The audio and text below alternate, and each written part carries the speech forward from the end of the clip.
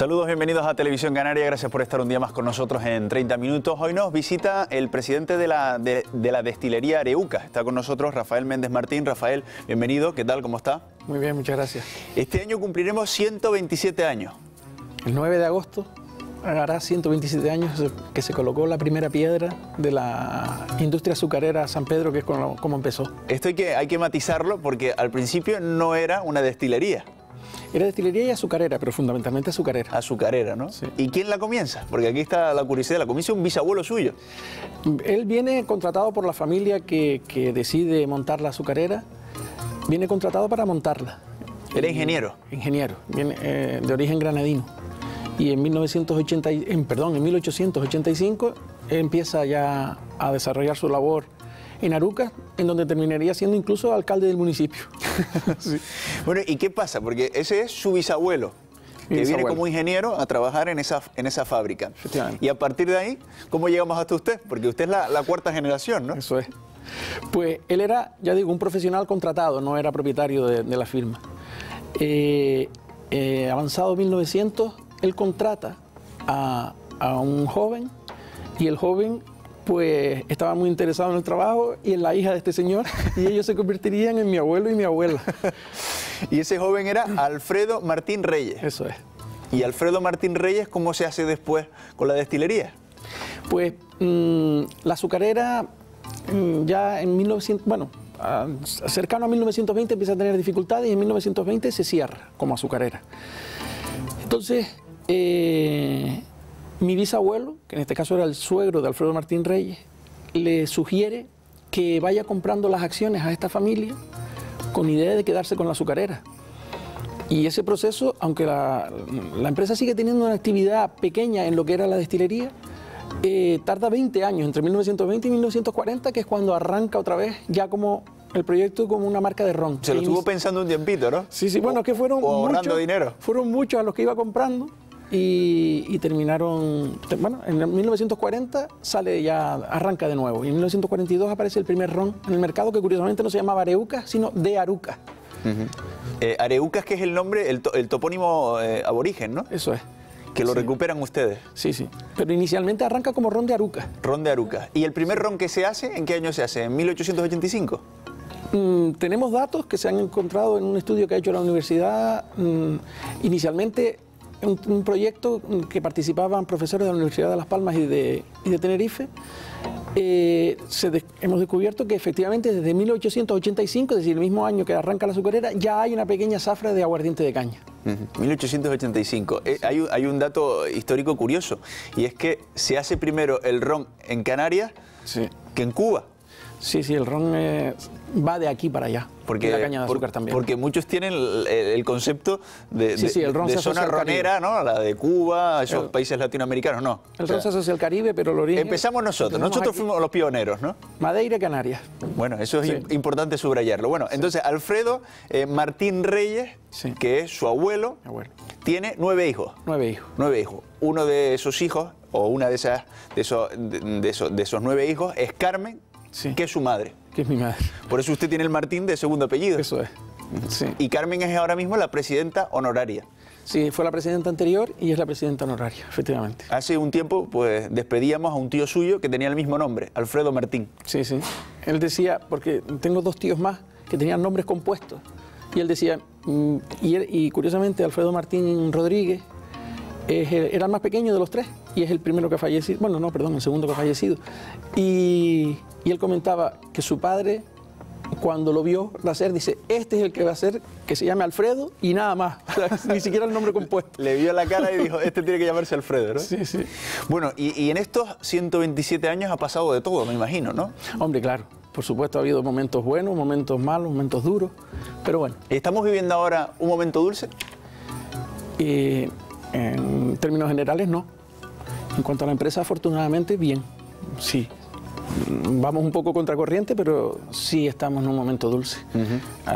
Hace 10 años nuestro mercado prácticamente era exclusivamente regional y ya hoy el 20% de las ventas son fuera de Canarias. ¿En litros cuánto venden ustedes al año? 4,5 millones de litros aproximadamente. 4,5 millones. Y de esos 4,5 millones, un 20% ya lo estamos exportando. Sí, 1 millón más o menos estamos exportando. ¿Y lo estamos exportando al territorio peninsular? Fundamentalmente.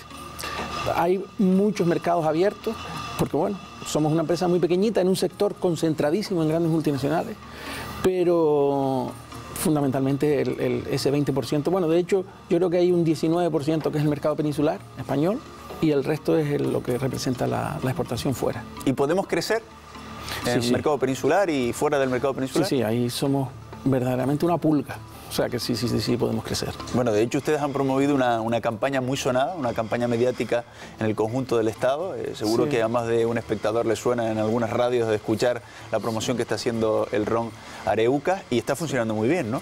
Sí, funciona porque tiene un efecto inmediato de conocimiento de marca sobre todo. Además, muchos peninsulares asocian el ron Areucas a estancias agradables en el archipiélago, con lo cual eso es un plus adicional que tienen ustedes, ¿no? Sí, hombre, y además en los momentos en que estamos, en que todo está casi prohibido, que te asocien a ocio, siempre es mejor que te asocien a pecado, ¿no? Un ron, ¿qué lo define? ¿Cómo podemos saber que un ron es de calidad o de menor calidad? ¿Qué parámetros debemos tener en cuenta? En el mercado hay rones fantásticos, de gran calidad, pero los rones canarios en general siempre se han definido por ser bastante ligeros. Quizás el único reducto que queda con ron con cuerpo, que es de bastante calidad también, es el que se hace en La Palma, el ron La Aldea. Pero los demás nos caracterizamos por ser rones bastante ligeros, sobre todo rones jóvenes, y en el mercado que prácticamente el 95% del consumo es combinado, va mejor que con rones con mucho cuerpo. De por sí, en los mercados a los que vamos, una de las características que para bien y para mal se suele hacer incidencia es que son muy ligeros. Hay algunos que también dicen, parece que le falta cuerpo. Pero es el efecto diferenciado. ¿Y qué le da el cuerpo al ron? Bueno, ahora si quiere hacemos un repaso del proceso. ¿Cómo se hace un ron? El ron tiene dos procesos básicamente. El origen es la caña de azúcar. Entonces, puede hacerse como hacemos nosotros, por ejemplo, que es moler la caña y el jugo, que es el guarapo, se fermenta y se obtiene aguardiente de caña. Eso es lo que se hizo tradicionalmente en Canarias. O también a utilizar la caña de azúcar para fabricar azúcar y un subproducto, que es la melaza, es la que se fermenta, se destila y se comercializa. Existe la leyenda de que el ron de melaza se asocia a de peor calidad y eso no es cierto. Pero son dos procesos completamente distintos, pero no difieren en calidad uno de otro. ¿Y ustedes cómo lo hacen exactamente, me decía? Nosotros utilizamos lo que popularmente se le ha conocido, que se asocia a los rones de Jamaica, etcétera, como rones agrícolas. Pues el jugo de la caña es el que fermentamos y de ahí obtenemos aguardiente de caña. Que eso lo hacemos todo en Canarias, ¿no? Ese es lo que se hace en Canarias. El ron después lleva una parte de aguardiente de caña, los rones jóvenes llevan menos aguardiente y más destilado, que es un alcohol de alta graduación de 95,5, y después agua. Para un litro de ron, ¿cuántos kilos de caña se necesita? Para tener un litro de aguardiente aproximadamente, con un rendimiento bueno, son 12 kilos de caña. 12 kilos, o sea que bastante, ¿no? Sí. Y ahora mismo, ¿qué proporción de la caña que ustedes necesitan es del archipiélago? Nada, es testimonial. Estamos con la idea de reactivar y volver otra vez a cultivar, que curiosamente el problema donde lo tenemos fundamentalmente es en encontrar mano de obra agrícola, para la agricultura. Y aunque nosotros en los últimos años... Pues ahora estamos en un momento, perdón, Rafael, ahora estamos en un momento perfecto, porque con 314.000 desempleados es el momento de que los canarios digan, yo estoy dispuesto a cultivar la caña de azúcar, ¿no? Sí, pues así todo hay dificultades. Y nosotros tuvimos las fincas propias en explotación para obtener caña de azúcar. Sin embargo, la idea nuestra es hablar con los cañeros tradicionales y a ver si le garantizamos el 100% de la compra. Y no es fácil, no se suben con mucha facilidad al carro. Porque es difícil ese cultivo. ¿Qué problemas tiene? El agua. El agua. Necesita bastante agua. Necesita mucha agua. Y hombre, posiblemente haya otros tipos de cultivos que todavía siguen siendo más rentables, ¿no? Como puede ser el tomate o el plátano. Porque por un kilo de azúcar, por un kilo de caña de azúcar, ¿cuánto se da? No, no hemos hablado todavía, sino simplemente garantizar el 100% de la compra de la cosecha. De la compra. Pero claro, hay que adecuarlos a los tiempos porque estamos hablando que los últimos cultivos de gente de fuera pudo ser en el 2003 aproximadamente. ¿Y hay todavía personas que se dedicaban antes al cultivo de la caña? Sí. Sí. Y lo recordarán con añoranza, ¿no? Me imagino. Algunos sí, otros no tienen especial quieren recordarlo. No tienen especial añoranza, sino bueno. ¿Y cómo era Arucas plantado de caña? Porque me imagino que sería un tapiz. Sí, francamente sí. La vega de Arucas, que es donde nosotros cultivamos, tenía una visión muy curiosa que hoy podría ser también muy bonita, pero bueno, como son con plástico, pues entonces ya invernaderos, ya la visión no es quizás tan bonita. Pero porque bueno, en Arucas se ha sustituido la caña por el plátano. Sí, en un porcentaje muy grande, sí. Bueno, porcentaje prácticamente total. Y si ustedes fueran a fabricar los 4,5 millones que venden al año con caña de Arucas, sí, ¿a cuántas personas han calculado ustedes podrían dar trabajo?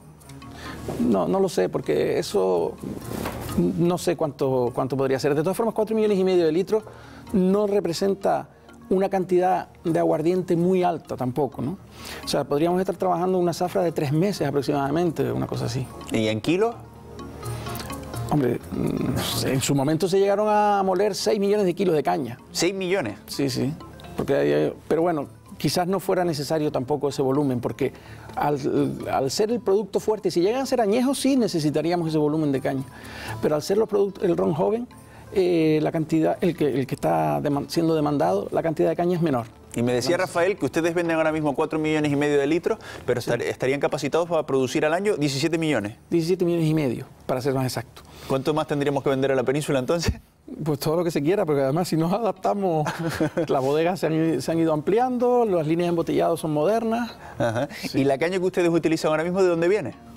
Bueno, la caña en su momento era del propio cultivo, volvíamos a replantar. Y también se trajo bastante caña de Andalucía, de Motril, de Granada. ¿Pero la que utilizan ahora mismo? La que es replantada de la que tenemos aquí. Ajá. Sí. ¿Y lo ideal sería que eso estuviera en funcionamiento ¿cuándo? Yo creo que por lo menos tardaremos 3 o 4 años, porque ahora hay que adecuar los molinos. Ya llevamos 1 año y medio parados. Y hay que adecuar los molinos, pues es maquinaria muy antigua. Pero claro, por otro lado también queremos mantener la línea tradicional sin chocar con la normativa vigente, ¿no? ¿Y la melaza la traen de África? Melaza no se trabaja en Areuca. ¿No se trabaja? No, pero el destilado... El destilado viene de Sudáfrica. Ya lo traen directamente en destilado. Sí. ¿Y qué ventaja y desventaja tiene eso? Pues de la otra forma estaría trayendo algo que después se convertiría en residuo, y de la otra forma yo no traigo residuo, traigo el producto prácticamente terminado. O sea, traen casi la materia prima que después va a ir en la botella, ¿no? ¿Y de dónde se trae exactamente? De Durban. ¿De Durban? Durban. Sí. Y allí ha estado, me imagino, usted... Sí, no, es que vamos cada cierto tiempo porque después las destilaciones son en base a los parámetros que Areuca marca. Ajá. Sí. ¿Y cómo funcionan ahí? ¿Cómo lo trabajan?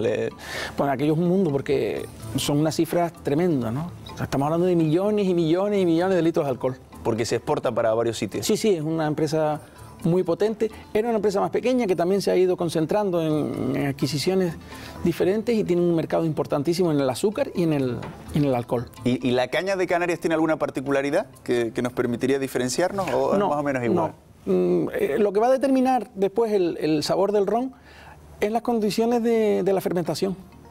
¿Ah, sí? Sí, eso va a ser determinante. De hecho, en una distancia tan corta como Arucas y Telde, cuando molíamos en Arucas y molíamos en Telde, el sabor que se obtenía finalmente era diferenciado, bien diferente. ¿Y qué parámetros hay que controlar de la fermentación?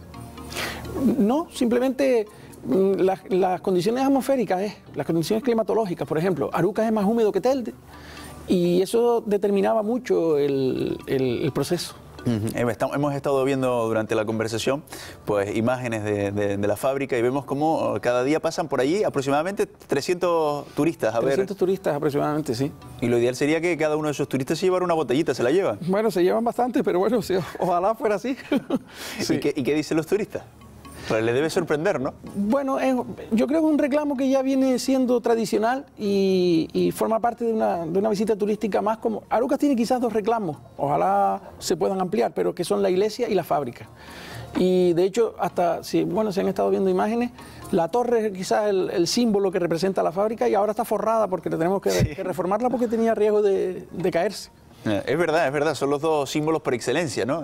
La conocida Catedral de Arucas, que no es catedral, eso es, pero que tiene aspecto de catedral y también, por supuesto, la fábrica, ¿no? Sí, y curiosamente que la iglesia es menos antigua que la fábrica. Que la fábrica. Sí, porque la iglesia es de 1909, ¿no? Sí, ha cumplido 100 años hace...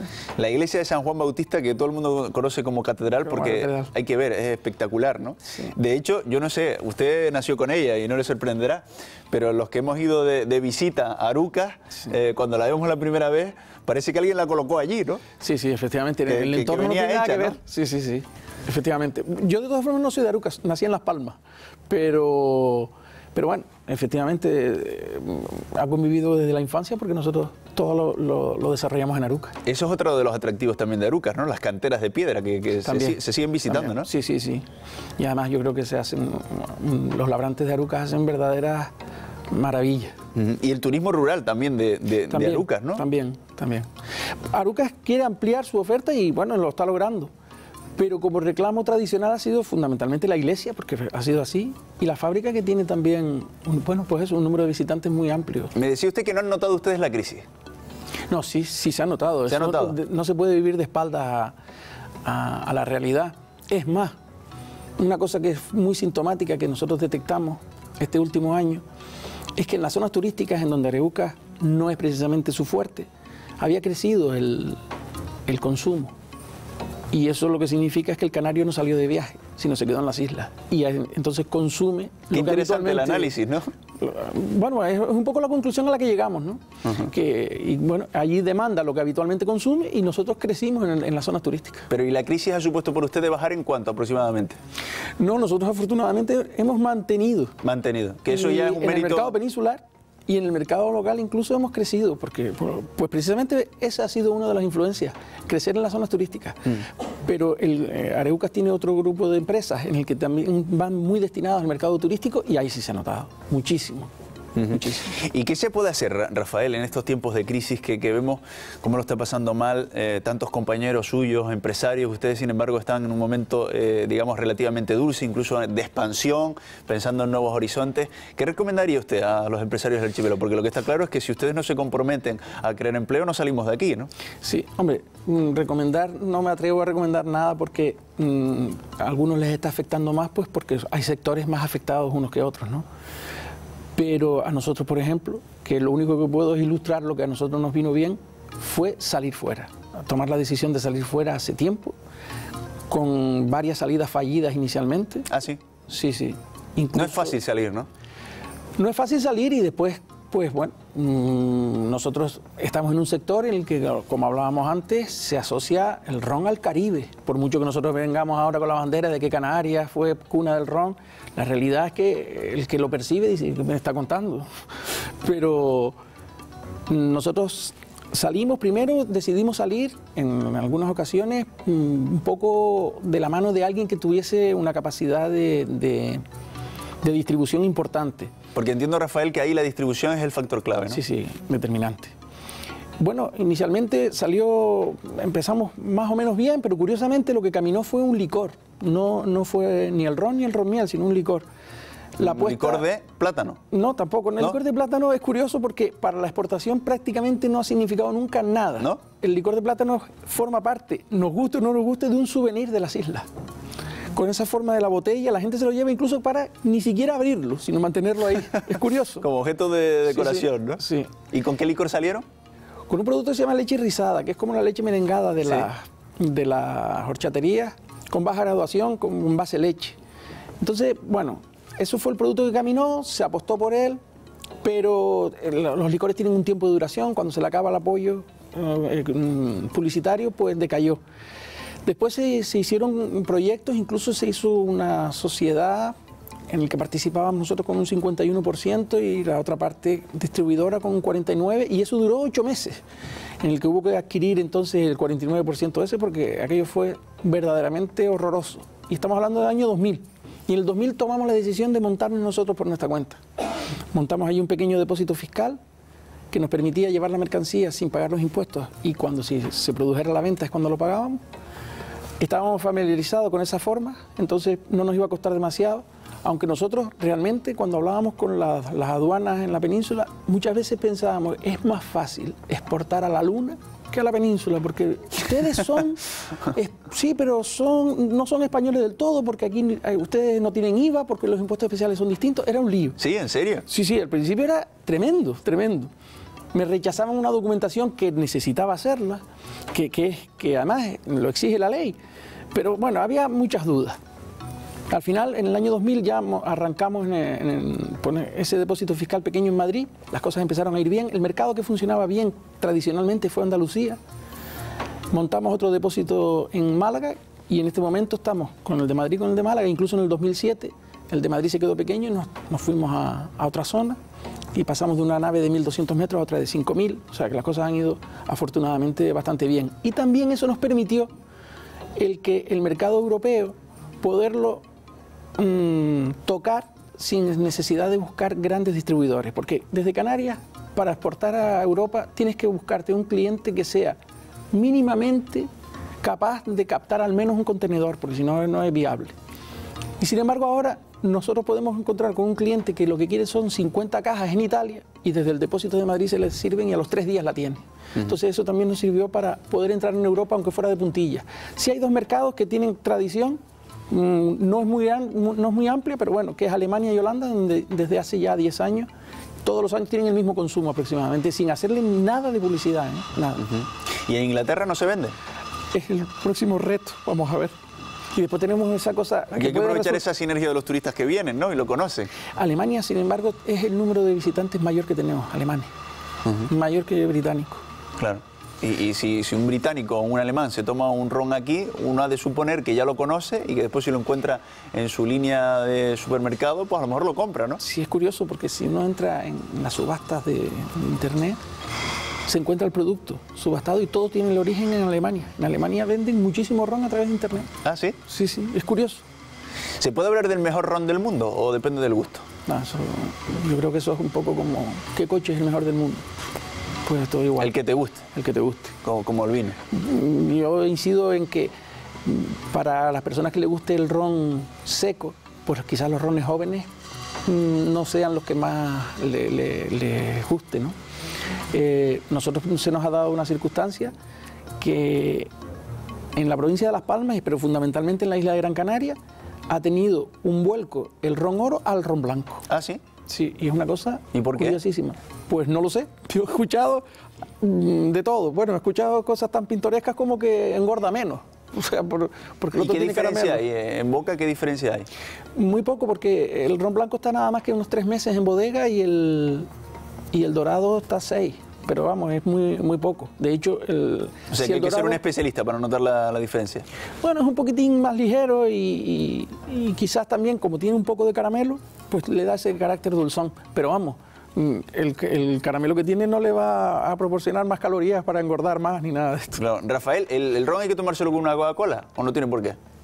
Bueno, también hay mucha gente que lo combina ya con lima o con limón. ¿Cuál es la mejor combinación, Rafael? Estoy seguro que lo sabe. Yo creo que cualquiera es buena. Es que eso ya depende. Yo habitualmente lo combino con cola, ¿no? Pero hay un sector muy grande que lo está haciendo con limón. Las fábricas de cola deben estar encantados con las de ron, ¿no? Sí, bueno. Sí. De hecho, hay alguna gran multinacional que hace publicidad conjunta de ron y cola. ¿A ustedes no se lo han planteado de momento? No, ya nos gustaría a lo mejor. Bueno, sí ha habido algún proyecto de hacer alguna cosa, pero vamos, no. Porque lo que está claro es que si no hay publicidad esto no camina, ¿no?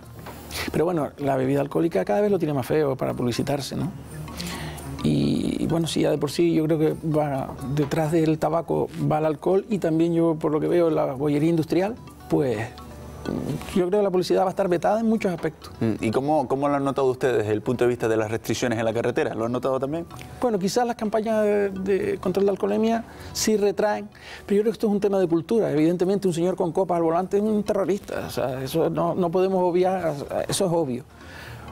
Pero bueno, si se llega a desarrollar, pues que ya empieza a ver eso de que sale la gente y el que conduce pues no bebe, pero quizás cada vez más es frecuente el que se buscan medios alternativos y bebe todo el mundo. Claro. Rafael, ¿y cuánto es lo razonable? ¿A partir de cuántos rones empezamos a tener problemas? Pues eso también depende incluso de cada persona. Pero hombre... Rafael, por ejemplo, ¿cuántos rones se puede tomar seguidos que no le pasa nada? Yo no suelo pasar de 3. ¿De 3 no? Mi mujer dice que es que yo ahí dejo de contar, pero bueno, eso... No, pero yo no lo sé. Realmente esto lo tenemos que asociar que es ocio. No, cualquier cosa en exceso no es bueno. ¿Hasta cuándo podemos fumar que ya nos empieza a hacer daño? Pues no lo sé. Ya. Bueno, lo más recomendable es ser moderado en todo, ¿no? Hombre, sí, y además en el consumo de alcohol indiscutiblemente que es así. ¿Y el ron cuándo se lo tiene que tomar uno, Rafael? Mire, hay quien lo toma como aperitivo y normalmente seco. ¿Sí? Hay quien lo toma al final de las comidas, que se está desapareciendo. También hemos visto el chupito y lo que hacen se pide una bebida combinada. Y después el mundo de la noche es evidente que es el mayor consumo. Pero después de comer sienta bien un ron. Sí.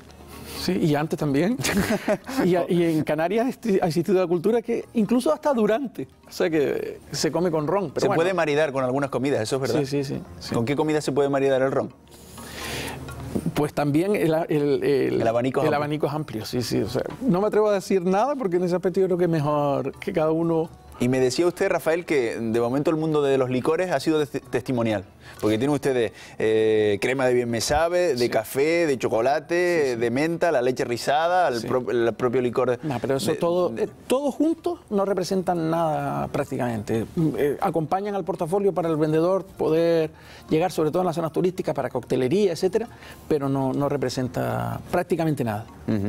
Y decíamos antes que ustedes hicieron un análisis muy interesante y es, en medio de la crisis, el canario se queda aquí y consume más... el producto que consume habitualmente en casa. Yo me imagino que también lo ha tenido que notar, pues, la bebida refrescante que sea... me imagino que lo tiene que haber notado. Pero, y ahora que estamos volviendo otra vez a cifras importantes de turistas, ¿se nota el aumento del consumo? Todavía no lo hemos notado.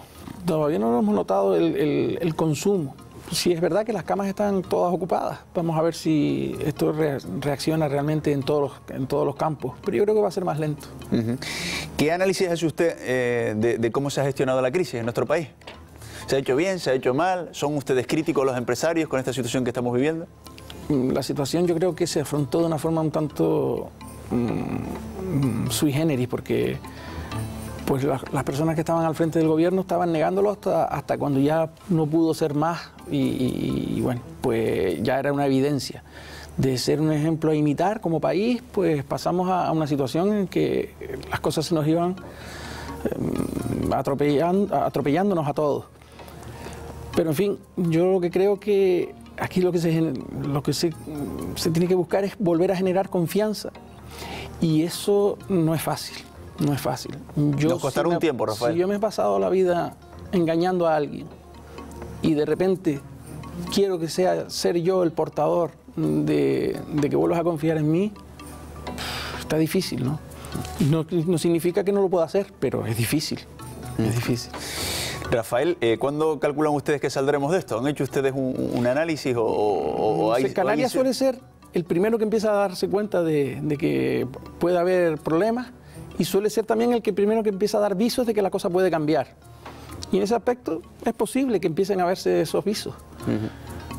Pero yo creo que va a ser bastante más duradero de lo que nos han venido contando. Si alguno de nuestros dirigentes se hubiera tomado un roncito para analizar la situación, no más de uno, sino uno, a lo mejor hubieran atajado esta situación antes. Sí. No creo que de todas formas hubiese arreglado mucho. Lo hubiese afrontado a lo mejor de otra manera, pero no creo que eso hubiese sido motivo de arreglo, ¿no? Pero sí que es cierto, Rafael, que de vez en cuando hay que tomarse un ron, ¿no? Siempre que le guste a uno, claro. Tampoco vamos a obligar a la gente, ¿no? No, obligado no, pero no estaría mal. Muchas reuniones y muchas conversaciones, muchos conflictos, a ver si se han solucionado mejor con un roncito sobre la mesa.